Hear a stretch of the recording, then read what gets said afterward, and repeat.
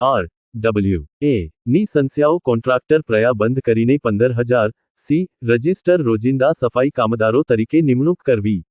Ahmedabad municipal corporation હસ્તક આવેલા તમામ હોસ્પિટલોની અંદર ચાલતા આઉટસોર્સિંગ કોન્ટ્રાક્ટર પ્રયા બંધ કરીને અગાઉ જે મલ્ટીપર્પઝ વર્કર કર્મચારી તરીકે કામ કર્યું હોય તેવા કર્મચારીઓને પુનઃ ફરજ હાજર કરવા અને નવા મલ્ટીપર્પઝ વર્કર કામદારોની નિમણૂક કરવી।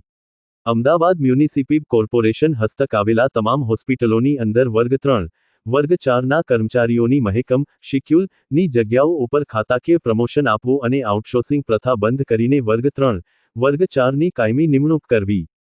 અમદાવાદ મ્યુનિસિપલ કોર્પોરેશનમાં આવેલ છે 7 ઝોનની અંદર નીતિ નિયમ મુજબ 20 સફાઈ કામદારે 1 મુકાદમની નિમણૂક કરવી અને સફાઈ કામદારોમાંથી મુકાદમો ખાલી પડેલી જગ્યાઓ ઉપર પ્રમોશનથી ભરવી। અમદાવાદ મ્યુનિસિપલ કોર્પોરેશન હસ્તક આવેલ 7 ઝોનની અંદર મશીન હોલ ખાતામાં ચાલતી RWA ની સંસ્થાઓ તાકીદના ધોરણે બંધ કરીને શિડ્યુલ મુજબ મશીન હોલ કર્મચારીઓની કાયમી નિમણૂક કરવી।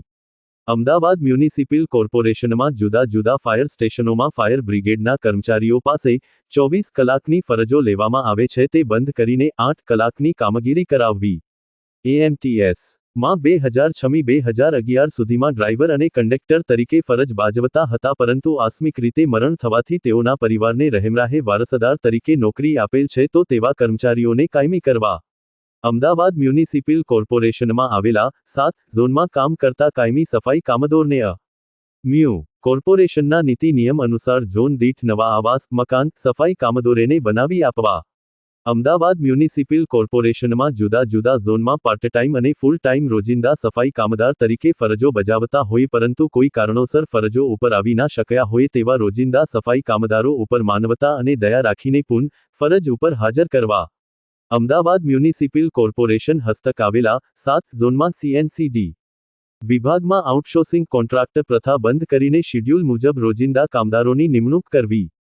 અમદાવાદ મ્યુનિસિપલ કોર્પોરેશનમાં કામ કરતા કર્મચારીઓ અનફિટ કે મરણ થતા અને અન્ય વિભાગોના ફિક્સ પગારથી કામ કરતા કર્મચારીઓને રાજ્ય સરકારના પરિપત્ર 2023ના પગારનો અમલ કરીને કર્મચારીઓને પુરવણી પગાર સાથે ચૂકવી આપવો। અમદાવાદ મ્યુનિસિપલ કોર્પોરેશનમાં પોતાના જીવના જોખમે કામ કરતા વર્ગ 1 વર્ગ 4 સુધીના કર્મચારીઓને સુરત મહાનગરપાલિકાના પ્રમાણે ગ્રેડ પે પગાર ચૂકવવામાં આવે છે તે મુજબ અમદાવાદ મ્યુ કોર્પોરેશનના કર્મચારીઓને ગ્રેડ પે પગારનો અમલ કરી આપવા બાબત જેવી અનેક માંગણીઓ કર્મચારીઓ કરી હતી। Report Dineshbhai Sagathiya, Ahmedabad Dastak news.